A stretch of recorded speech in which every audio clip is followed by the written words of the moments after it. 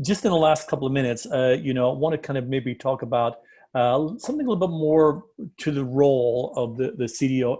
And definitely data talent is a common challenge. I get that. But we're seeing that, CDOs can have a benefit to an organization. Clearly, the Commonwealth of Virginia, by having you in this role, has seen some very significant benefits. Being able to push a boulder up the top of the hill, and it's now starting to roll down. We're interested in your opinion. In order to avoid wasting time, or worse, hiring the wrong person for the job, do you believe that the entity, government or commercial, should take some time and outline their particular needs around the CDO role and the office of the CDO? Absolutely. But even before they even hire the person to be in that role, they really have to understand where that role should fit in the organization.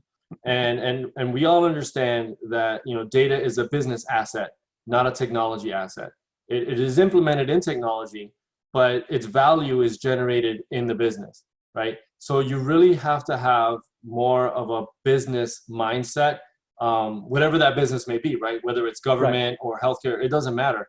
It's because the business of the organization is the business of the organization. So, but being able to put that position in a place where they can be successful, right? You don't want to set them up for failure. And I feel a lot of organizations do that. They automatically assume that data is a technology asset, so they just throw it under IT and back in the closet you go, see you later, I'll see you when I see you. And the reality is that is not the case. And the way I boiled it down is that the CDO should always report to the individual in the organization responsible for monitoring and managing that organization's performance, whatever that performance may be, right? If your performance is, you're a private sector company and your performance is, stakeholder, dividends and prices and things like that, and stocks, then, you should report to that individual, because that's the individual that's going to make sure that you're monitoring the performance of that organization. If you're in the public sector, that's a little bit different. Right. So the person who's responsible for monitoring and managing the performance of that organization is where the CDO should report to. But beyond that, if you're looking at individual characteristics, that also, goes to looking at the culture of that organization, right? Yep. You can't put someone into a position where the culture is very command and control, but that person doesn't have a command and control personality, right?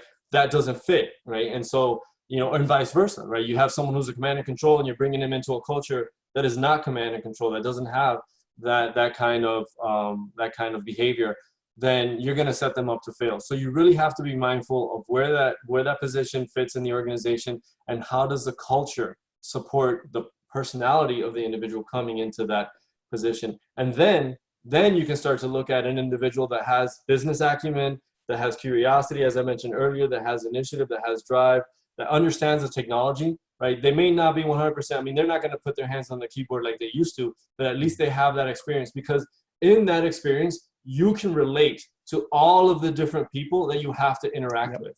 Because if you cannot relate to the people, then how can you establish a relationship? I mean, relate is in the word, right? Relationship. You have to be able to relate.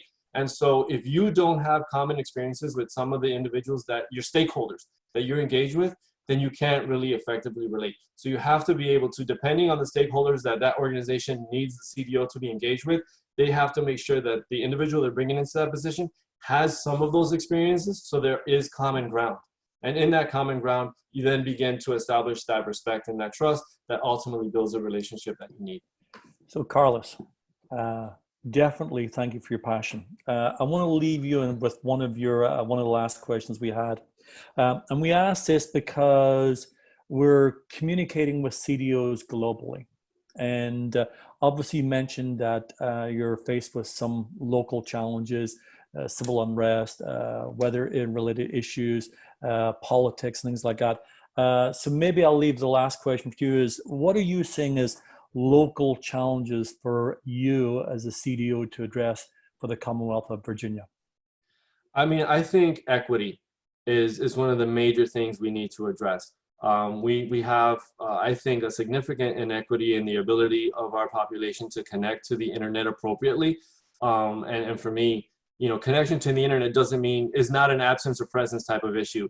It is a quality of your connection type of issue. Depending upon the quality of your connection will determine whether or not you can work from home, or you can, just watch a YouTube video or a TikTok video, whatever. That is one of the main things that, we're striving for, is creating equitable access to the digital economy.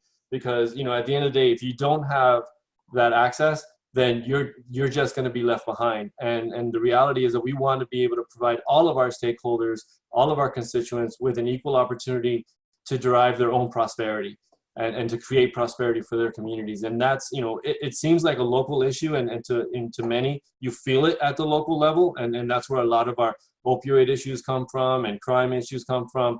It's not being able to provide prosperity to individual communities across the board, rural, urban, and everything in between.